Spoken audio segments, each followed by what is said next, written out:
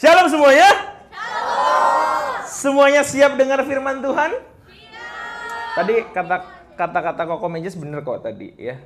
Memang yang khotbah hari ini bukan saya. Yang khotbah hari ini Tuhan langsung melalui saya. Ya. Amin teman-teman. Yuk sebelum kita mulai, mari kita mulai firman ini dengan berdoa ya. Bapak, kami mengucap syukur Tuhan atas kehadiran-Mu Tuhan hari ini Tuhan di tempat ini ya Bapak. Kami percaya Tuhan, Roh Kudus-Mu Tuhan hadir bersama-sama dengan kami Tuhan dalam setiap hati kami ya Bapak. Siapkan Tuhan setiap hati, pikiran kami Tuhan, telinga kami ya Bapak. Berikan telinga yang mau mendengar Tuhan, berikan hati yang mau diubahkan hari ini ya Bapak. Dan biar Tuhan setiap firman-Mu Tuhan, benih firman-Mu hari ini Tuhan tertanam dalam hati kami ya Bapak.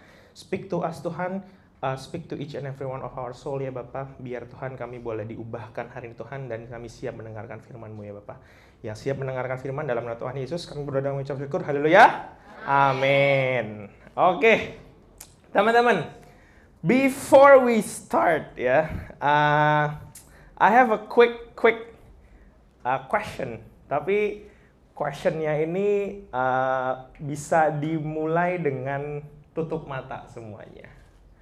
Ya, boleh tutup mata semuanya, tanpa terkecuali ya, semua pekerja yang di belakang, semua pekerja, Claudia, iya, boleh tutup mata semuanya, tutup mata, semua termasuk multimedia, semua tutup mata, oke? Nah, quick question, nggak usah lihat kanan kiri, Nasya tutup mata, ya, semua gue liatin ya, semua tutup mata, bener-bener tenang, bener-bener jujur sama diri sendiri. Kalau minggu lalu Ko Dusty nanya siapa yang percaya Tuhan Yesus, ya kan? Siapa yang percaya Tuhan Yesus? Boleh angkat tangan. Nggak usah lihat kanan kiri, bicara pribadi aja. Oke, thank you. Boleh turunin tangannya. Jangan buka mata dulu, tutup mata lagi. Yang tadi buka mata, tutup mata lagi. Second question, siapa yang yakin kalau kalian mati hari ini atau dalam suatu saat ke depannya, kalian pasti masuk surga? Boleh angkat tangan. Yang yakin aja. Yang benar-benar yakin aja. Oke, thank you. Boleh turunin tangannya. Jangan buka mata dulu, kayak main werewolf ya. Jangan buka mata dulu. Turunkan tangannya. Thank you yang tadi. Yang cukup kurang yakin atau tidak yakin bahwa kalian akan masuk surga, boleh angkat tangan. Tidak yakin ya, tidak yakin kalian masuk surga. Tidak yakin. Oke. Thank you semuanya, boleh turunin tangannya. Oke, semuanya boleh buka mata. Hari ini, hopefully, what I'm gonna share is gonna change some of that perspective. Ya, some of you yang mungkin masih punya keyakinan nih, gue nih kalau mati nih masuk surga nggak ya? Gue nih kalau bukan langsung jawab enggak lagi. Anak penatua yang jawab. Ya, kita ada kelas SPK kelas tanggal 21, 22 dan 29 Oktober ini ya. Oke. Nah, tapi before that ya, in all seriousness, kita mau sama-sama bener-bener spesifik juga ya, dengerin firman hari ini yang sedikit berbeda dari biasanya. Nah, kita akan ngomongin, udah kelihatan di depan judulnya ya, Salvation by Grace, atau keselamatan oleh kasih karunia ya, bahasa Indonesianya. Nah, teman-teman, kita ini sebenarnya we're entering a new series ya di bulan Oktober ini. Hari ini udah bulan Oktober by the way. It's very fast. Tapi kita di bulan Oktober ini akan ngomongin discipleship ya. Kita akan ngomongin bagaimana pemuritan itu akan kenapa sih perlu pemuritan ya? Kenapa sih perlu adanya dibimbing oleh seorang mentor gitu ya? Nah, hari ini kita akan mulai bukan dengan langsung ke pemuritannya, tapi bagaimana kita ini sebelum dimuridkan, kita ini perlu diubahkan dulu nih. Ya, kita ini perlu percaya dulu. Kita perlu benar-benar yakin dengan keselamatan kita dulu ya, teman-teman. Gitu. Nah, boleh kita jadi ibaratnya kalau dijadiin satu kalimat ya. Sebelum kita dimuridkan, kita harus terlebih dahulu diselamatkan. Amin. Percaya? Mungkin nggak ada yang mau dimuridkan sama orang yang belum yakin dia selamat? Kayak, weh, gue mau mentorin lu dong gitu. Tapi gue sendiri belum yakin sih gue selamat. Lu mau ikut gue nggak? Mau jadi anak bina gue nggak? Kira-kira nih, kalau seorang Koko Reinhardt tidak yakin bahwa dia masuk surga atau enggak nih. Terus gue nantang siapa? Diki deh. Dik, gue mau muridin lu, Dik. Tapi gue belum yakin sih gue selamat. Lu mau ikut gue nggak? Makasih ya. Makasih ya. Exactly right. Would you wanna follow someone yang belum yakin bahwa dia diselamatkan atau tidak? No, you wanna be sure. You wanna follow someone, you wanna be discipled by someone yang yakin bahwa dia sudah diselamatkan. Amin. Nah, teman-teman kasih tahu kanan kirinya, sebelum dimuridkan kita harus diselamatkan. Sekali lagi, tadi sebelah kirinya kan, sebelah kanannya sekarang. Sebelum dimuridkan kita harus diselamatkan. Nah, ya. Semua sekarang sudah lebih yakin diselamatkan? Belum ya? Belum ya? Belum ya? Oke, that's why kalau ngomongin pemuritan, kalau ngomongin soal keselamatan, we're not gonna go far dari satu kisah atau satu orang ini yang hidupnya berubah drastis. Yang teasernya sudah dibilangin sama Koko Dustin minggu lalu di akhir khotbahnya dia. Iya kan, ingat ya? Gitu. Minggu lalu dia ngomongin, dia cerita, ada satu orang yang hidupnya diubahkan luar biasa. Begitu kagetnya, begitu radikalnya perubahan dalam hidup dia, sehingga orang-orang tuh sampai bingung. Ini orang kenapa bisa jadi percaya Tuhan? Ada yang tahu ceritanya siapa ini? Siapa?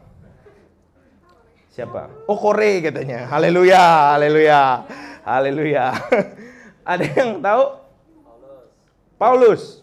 Saulus. Jadi Saulus apa Paulus? Oh, sama orangnya sama. Iya. Oke. This story of Paul is a very important one. Why? Because this is a life-changing one. Yang merubah perspektif seorang itu berubah 180 derajat. There must be something yang very life-changing, ya nggak? Kalau dia nggak diubahkan luar biasa 180 derajat, berarti apa yang dia percaya biasa aja dong sebenarnya. Iya nggak? But his life changed so far, berarti apa yang dia terima ini begitu dahsyat. Nah, kita lihat dulu the story of Paul. The next slide, boleh? Oke, kita lihat di, jadi gue akan sharing dibagi ke 3 part. Yang pertama, Paul before saved, Paulus sebelum diselamatkan. Kedua, Paul during God's calling, atau ketika Tuhan memanggil dia. Dan ketiga, Paul setelah diselamatkan. Paul after saved, ya. Nah, we see the comparison sekarang Paul before saved dulu. Di Galatia 1 ayat 13 sampai 14. Yuk kita sama-sama baca. 1, 2, 3. Sebab kamu telah mendengar tentang hidupku dahulu dalam agama Yahudi. Tanpa batas aku menganiaya jemaat Allah dan berusaha membinasakannya. Dan di dalam agama Yahudi, aku jauh lebih maju dari banyak teman yang sebaya dengan aku di antara bangsaku, sebab orang yang sangat rajin memelihara adat istiadat nenek moyangku. Boleh dilihat ya di sini, di firman ini, di ayat ini spesifiknya. Menurut kalian, sifatnya Saulus ini, saat ini Saulus ya, karena dia belum masuk Romawi.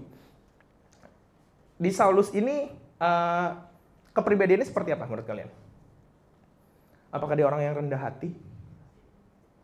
Apakah dia orang yang tidak sombong, cinta damai, penuh dengan kasih sayang?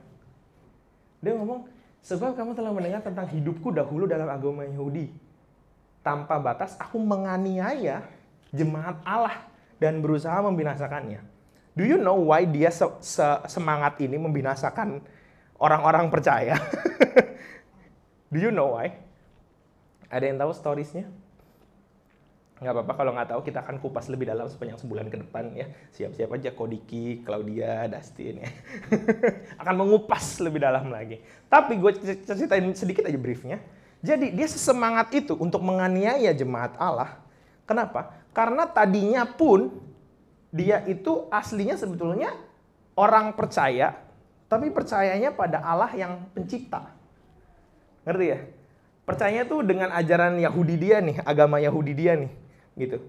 yang percaya pada kitab Taurat gitu. Di mana ada peraturan-peraturan 600 lebih peraturan-peraturannya yang untuk yang perlu diikutin kalau mau hidup dalam holiness atau dalam kesucian gitu ya.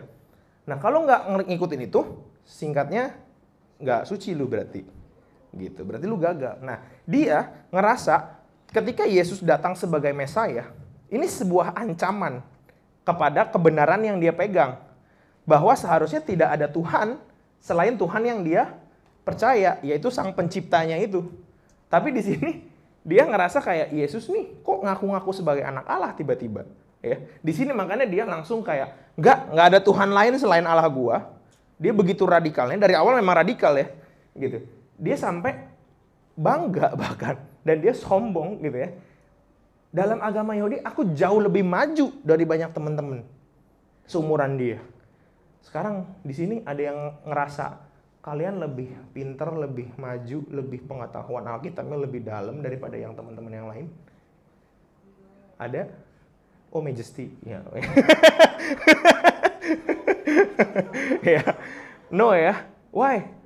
Karena ajaran Tuhan itu kita tuh selalu humble. Kita ini bukan untuk menjadi yang terhebat gitu loh. Tapi di sini dia bisa dengan sombongnya, aku jauh lebih maju dibanding teman-temanku yang lain dan aku menganiaya jemaat Allah dan berusaha membinasakannya. Can we go to the next slide? Kalau belum percaya juga, kita ada satu proof lagi di Filipi 3 ayat 4 sampai 6 ya. Di sini dikatakan, sekalipun aku juga ada alasan untuk menaruh percaya pada hal-hal lahiriah, jika ada orang lain menyangka dapat menaruh percaya pada hal-hal lahiriah, aku lebih lagi. Disunat pada hari ke-8 dari bangsa Israel, dari suku Benyamin, orang Ibrani asli, tentang pendirian terhadap hukum Taurat, aku orang Farisi. Tentang kegiatan, aku penganiaya jemaat. Tentang kebenaran dalam mentaati hukum Taurat, aku tidak bercacat. Gila, sombong banget nih orang. Orang sombong apa dia? Dia bilang, yang hidupnya paling benar itu udah kayak dia. Dia bilang tuh, di sini gak usah ngomongin soal-soal lahiriah deh. Nggak usah ngomongin soal-soal hal-hal yang hukum Taurat yang diajarin yang harus dipercaya sama orang-orang Farisi itu. Gua nih udah paling bener. Gua nih udah paling, aku lebih lagi dibanding itu semua. Dan tentang kegiatan, aku udah paling jago bagian penganiayaan. Penganiayaan ngebunuh-bunuhin orang yang percaya selain Allah kita tuh gue paling jago gitu. Dan dia sombong banget. Aku tidak bercacat. Cak, kalau lu ada temen lu ngomong gini sekarang hari ini, wah, sombong banget nih orang gitu kan, kesel gitu ya. Nah, we have one more proof. Can we go to the next slide? Nah, ini KPR kisah para rasul ya, bukan kredit ya, bukan kredit rumah ya. Oke, KPR 8 ayat 1 sampai 3. Ini bagian paling seremnya kalau menurut gua. Bagian paling seremnya. Saulus juga setuju. Jadi waktu itu kondisinya, bentar gue jelasin dulu ya sebelum baca. Konteksnya adalah dia itu begitu sombong, begitu bangganya dengan status dia sebagai penganiaya jemaat Allah. To the point, ada satu pribadi namanya Stefanus yang waktu itu tuh sangat-sangat percaya dengan Tuhan Yesus ya kan, dan ajaran-ajarannya. Dan dia dipersecute, dilemparin batu sampai mati. Stefanus ini, can you imagine? Di hadapannya Saulus waktu itu, kalau di previous chapternya dijelasin bahwa jubah-jubah orang-orang yang mau mukulin Stefanus ini, semua dititipinnya, ditaruhnya ke hadapan Saulus. Berarti Saulus di sana atau di tempat lain? Saulus was there, right? Gitu. And dia menjadi saksi mata. Saulus juga setuju bahwa Stefanus mati dibunuh. Pada waktu itu mulailah penganiayaan yang hebat terhadap jemaat di Yerusalem. Mereka semua kecuali rasul-rasul tersebar di seluruh daerah Yudea dan Samaria. Orang-orang saleh menguburkan mayat Stefanus serta meratapi dengan sangat. Orang pada sedih nih, Stefanus mati. Iya kan? Isn't it what we're supposed to do when someone died? Kita harus sedih kan? Yang terjadi adalah, tetapi Saulus berusaha membinasakan jemaat itu dan ia memasuki rumah demi rumah dan menyeret laki-laki dan perempuan keluar dan menyerahkan mereka untuk dimasukkan ke dalam penjara. Can you imagine? This sick person. Segitunya percaya dengan ya Allah pencipta dia itu, sampai dia tuh kayak instead of kayak gue mati dan lain-lain, gue bawa aja orang-orang lain yang belum percaya sama Tuhan gue nih, malah ngikuti si Yesus ini nih yang nggak tahu dari mana nih, ngaku-ngaku nih, bunuh atau minimal diseret, dipenjarain guys. Ini for me sih udah, this is too sick man. Gitu kan. But you know what happened? Can we go to the next slide? His life was changed during his trip to Damascus. Ya. Mungkin ini minta tolong banget, nanti kalian baca sendiri di rumah, ya. Atau mungkin bisa dikupas oleh pembicara lainnya di minggu depan, karena waktu saya tidak banyak, ya. Tapi singkat ceritanya, di Kisah Para Rasul 9 ayat 1 sampai 19a ini is a whole chapter. Ceritanya tentang bagaimana Paulus itu menjadi buta. Pernah dengar ya di Kega ya? Pernah dengar? Waktu Kega, ya kan? Bagaimana Saulus ini waktu itu lagi perjalanan ke Damsyik, terus tiba-tiba melihat cahaya terang banget. Dan dia nggak sendirian loh, banyak saksi matanya yang pergi bersama-sama dengan dia. Jadi dia itu udah kepala kru nih, kepala kru atas pembunuh-pembunuh jemaat Allah. Dia paling kepalanya nih. Nah dia paling depan terang nih, ngelihat terang. Singkat ceritanya dia mendengar suara Tuhan. Saulus, gitu kan, apa yang sedang kau lakukan? Gitu. Dibilang bahwa kenapa kamu menganiaya aku? Siapa yang lagi nanya kayak gitu? Dia nanya kan gitu, siapakah kamu? Gitu. Dijawablah, akulah Yesus yang kamu aniaya. Gila nggak? Kurang apa kan? Gitu. Speaking about Jesus speaking to Paul ini ya. Can you imagine a whole God speaking to yourself directly? You can hear it literally. And not just you, the whole bunch of you guys, your team, bisa dengar semuanya. Kenapa kamu menganiaya aku? Berarti, itu kan konfirmasi bukan cuma satu orang yang dengar dong. Semua dengar, dan semuanya lihat cahaya itu. Tapi lucunya, hanya satu orang yang dibutakan. Matanya tiba-tiba pas buka, ngelihat terangnya itu udah pergi, matanya nggak bisa dibuka. Matanya tiba-tiba nggak bisa ngelihat apa-apa. Which is Saulus ini. Gitu. Ya. Nah, disitulah dia momen ketemu dengan Ananias. Ananias ini seorang yang humble, ya, seorang yang benar-benar pengikut Tuhan Yesus juga saat itu. Nah, diceritakan ya. Nah, si Ananias ini dapat perintah dari Tuhan juga. Bentar lagi akan ada yang datang ke tempatmu untuk kamu doakan dan kamu bukakan kebutaannya. Jadi kamu akan menyembuhkan dia. Terus dibilangin, orang ini adalah orang yang penganiaya. Can you imagine? Kita disuruh doain orang yang selama ini ngebunuh-bunuhin orang Kristen. Can you imagine that? Talking about love your enemy. This is more than loving your enemy. This is healing your enemy. Ya, gitu. Can we go to the next slide? Di Galatia 1 ayat 15-16 dikatakan, tetapi waktu itu, ia yang telah memilih aku sejak kandungan ibuku dan memanggil aku oleh kasih karunia-Nya, berkenan menyatakan anaknya di dalam aku, supaya aku memberitakan dia di antara bangsa-bangsa bukan Yahudi, maka sesaat pun aku tidak meminta pertimbangan kepada manusia. This is his life after he received God.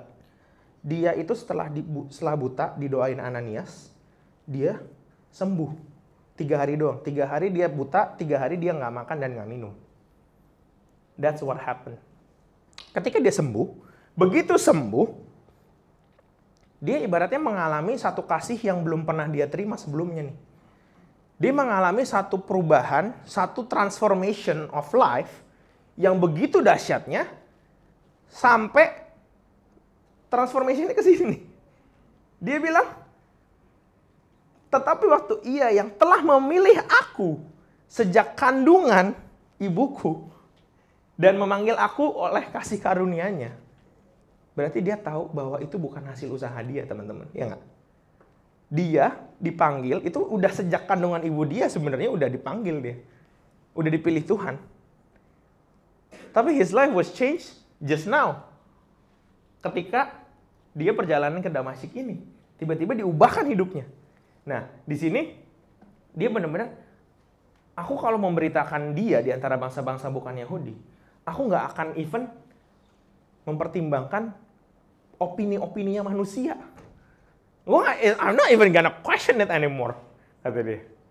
Can we go to the next slide? Nah, di sini kita bisa lihat perubahan radikalnya Paulus. Yang tadinya lawan, jadi kawan. Before he was an enemy, but now he is more than a friend. Iya kan? Can we go to the next slide? One more proof that he is changed, his life was radically changed, ada di Galatia 1 ayat 23. Dia bilang gini, dia mau pergi pelayanan nih ke yang semua ke tempat-tempat yang belum kenal Tuhan, ya. Tapi dia bilang nggak semuanya mau percaya, ya kan, gitu. Tapi dia seenggaknya mereka hanya mendengar bahwa ia yang dahulu menganiaya mereka sekarang memberitakan iman yang pernah hendak dibinasakannya. This is talking about the people in Judea yang dia dulu bunuh-bunuhin, gitu. Sekarang kalau lu ngelihat ya, ada seorang datang habis bunuh-bunuhin di daerah Yudea, ya. Lu jadi orang Yudea, kalian jadi orang Yudeanya. Dengar nih berita bahwa dia ini udah berubah dan sekarang percaya Tuhan dan sekarang malah memberitakan Injil. Percaya nggak? Kemungkinan kan? It's very hard to believe, right? It's very hard to believe. Gimana caranya orang yang 3 minggu, 4 minggu lalu nih masih ngebunuh-bunuhin teman-teman gua, gitu. Tapi hari ini dia malah memberitakan Injil dan memberitakan bahwa Tuhan Yesus adalah jalan dan kebenaran dan hidup. Can you imagine? Gitu loh. Nah, disinilah, we go to the next slide. I was really kayak surprise gitu ya. Ketika Paul after save gitu. Di sini, ini balik lagi ke Ananias tadi. Dikatakan gini. KPR 9, Kesabaran Rasul 9 ayat 13-16 ya. Jawab Ananias, Tuhan, dari banyak orang yang telah kudengar tentang orang itu, betapa banyaknya kejahatan yang dilakukannya terhadap orang-orang kudus-Mu di Yerusalem. Ini ketika dia mau disuruh Tuhan doain dan sembuhin si Saulus. Dan ia datang kemari dengan kuasa penuh dari imam-imam kepala untuk menangkap semua orang yang memanggil nama-Mu. Tetapi firman Tuhan kepadanya, pergilah sebab orang ini adalah alat pilihan bagiku untuk memberitakan namaku kepada bangsa-bangsa lain serta raja-raja dan orang-orang Israel. Aku sendiri akan menunjukkan kepadanya betapa banyak penderitaan yang harus ia tanggung oleh karena namaku. This is still talking about the same person loh. Orang yang tadinya begitu semangat ngebunuh-bunuhin itu, ternyata dipilih Tuhan. Dan Tuhan ngomong apa? Pergilah, sebab orang ini adalah alat pilihan bagiku untuk memberitakan Injil. Ternyata, orang yang dosanya begitu luar biasa, bisa dipakai Tuhan lebih luar biasa lagi. Ya nggak? It's a surprise gitu ya. You thought you were a sinner. You thought you sin enough. Ada yang ngerasa lebih pernah berdosa daripada si Saulus? Pernah ngebunuh, pernah nyeret-nyeret jemaat supaya masuk ke penjara gitu. But today, even Paul can be chosen by God untuk bisa pergi ke bangsa-bangsa. He was gonna save generations, guys. Hari ini, when you go to the next slide lagi, we need more proof.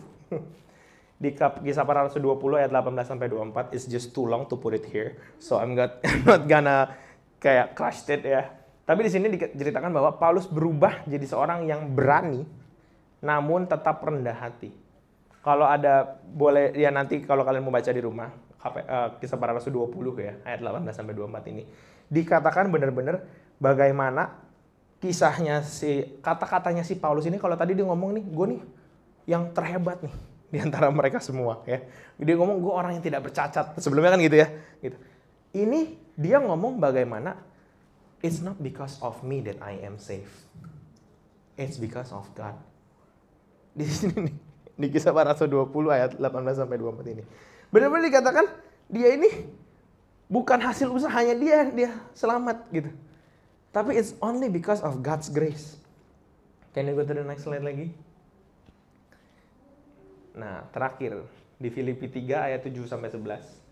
Dia katakan nih, yang ku kehendaki ialah mengenal Dia dan kuasa kebangkitannya dan persekutuan dalam penderitaannya, di mana aku menjadi serupa dengan Dia dalam kematiannya, supaya aku akhirnya beroleh kebangkitan dari antara orang mati.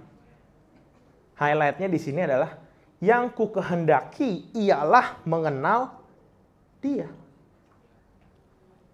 Saulus yang begitu berdosa tiba-tiba berubah, mengalami life transformation ketika matanya dibutakan dan disembuhkan oleh Ananias, oleh Tuhan lewat Ananias ya. Dan dibilang apa? Yang ku kehendaki ialah mengenal Dia. Dia ini siapa? Dia yang mengampuni setiap dosa-dosanya Saulus nih. Mengubah identitas dia dari seorang pembunuh menjadi seorang pembawa firman, membawa Injil. Dan yang dia kejar, what he seeks for, adalah keserupaan dengan Dia, keserupaan dengan Allah. Teman-teman, hari ini gue gak bakal nanya banyak. Ya. This is what happened to Paul. Kalau kalian mau tahu, the truth adalah ketika dia pergi penginjilan ini, he was not only perginya itu bukan cuma sekali, bukan cuma 2 kali. Dia pergi 3 kali keliling ke kota-kota, ke negara-negara ya. Kalau kalian baca di Perjanjian Baru, itu 2/3-nya itu ditulis oleh Paulus. Can you imagine someone yang dulunya ngebunuh-bunuhin orang, sekarang dia nulis Injil. Dan nulis tuh zaman dulu tuh bukan kayak zaman sekarang tinggal diketik. Nulis dulu tuh, can you imagine?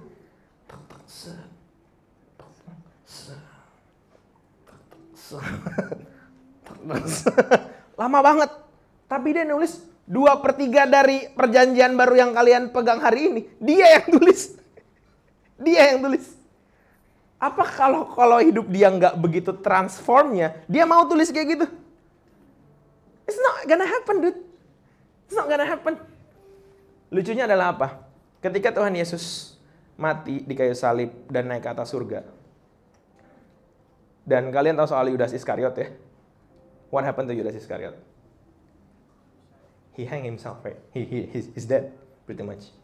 Jadi, the apostles, murid-murid Yesus, tinggal berapa?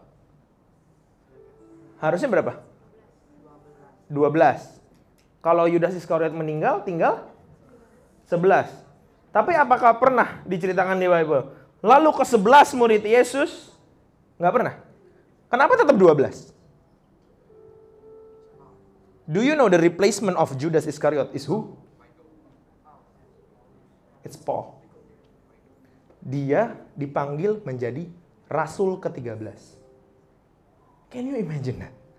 Someone bukan cuman diubahkan hatinya sama Tuhan, bukan cuma diubahkan hidupnya sama Tuhan. He was called not only according to his purpose, dipilih Tuhan to save generations and generations of Christians. Do you even know why are we Christians? Kenapa kita dipanggilnya Christians?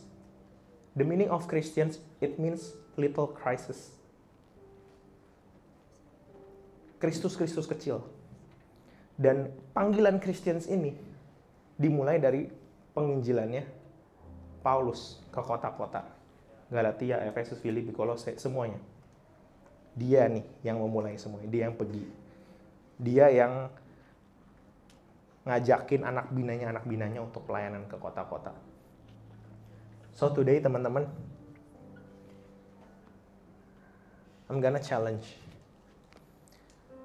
Kalau kalian ngerasa kalian dipilih Tuhan untuk diubahkan hidupnya, let's receive Him today. Can we go to the next slide? It's not only because of you. It's not just for the sake of you.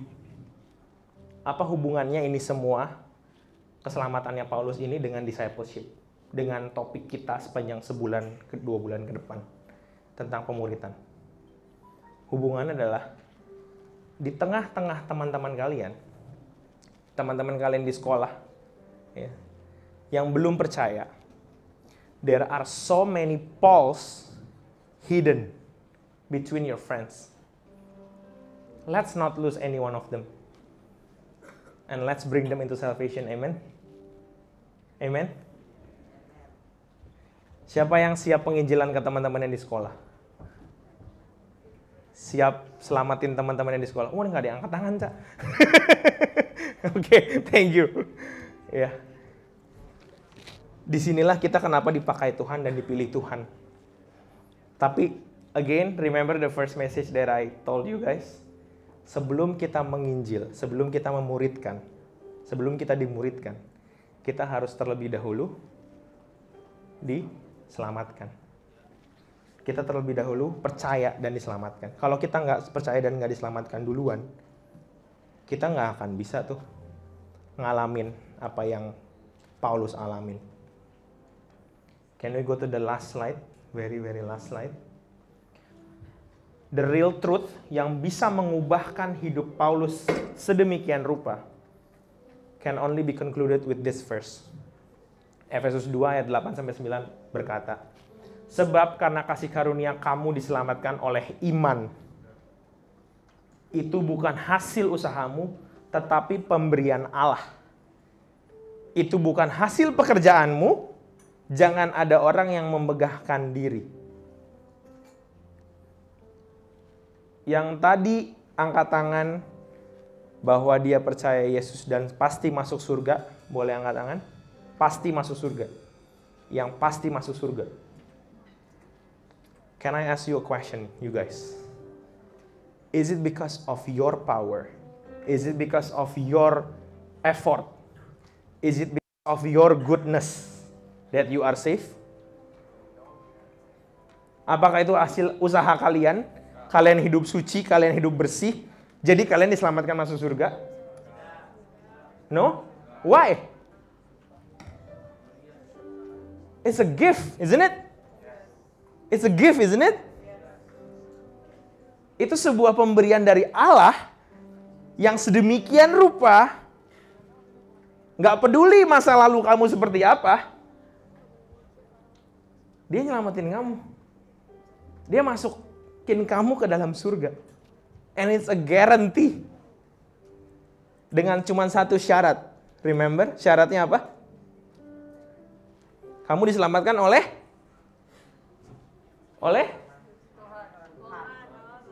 diselamatkan oleh iman. Iman kamu kepada Tuhan, ya. Gitu. Kalau mau diselamatkan, syaratnya cuma satu. Percaya. Have the faith. Punyai iman ini. This is not negotiable. Kalau mau diselamatkan, kalau mau masuk surga, syaratnya percaya. Syaratnya punya imannya. Ya. This is not negotiable.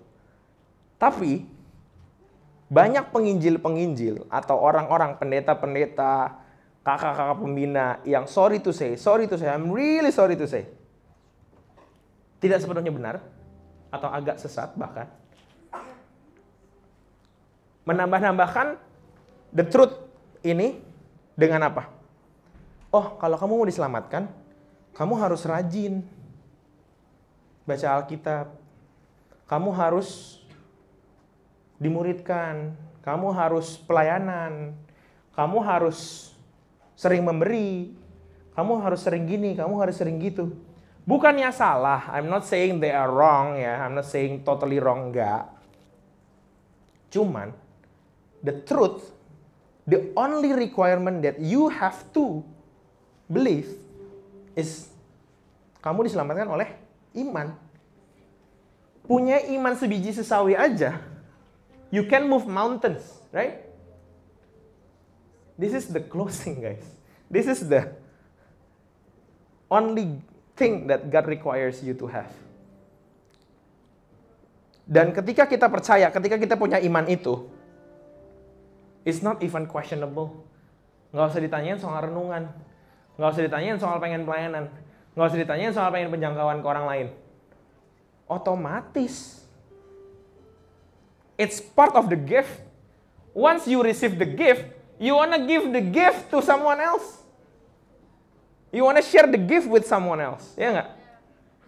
Ketika kamu tahu kamu diselamatkan, apakah kamu nggak pengen membagikan keselamatan itu buat orang-orang lain yang belum kenal Tuhan? Ya nggak? So this is the part that we have to take today. Kalau kita mau dimuridkan, kalau kita mau diubahkan hidupnya, kalau kita mau berubah radikal seperti Paulus, we just have to believe. We just have to be changed, to be transformed. Yuk, gue undang kita semua bangkit berdiri. We're gonna take a moment of worship, and then we're gonna pray. Yes.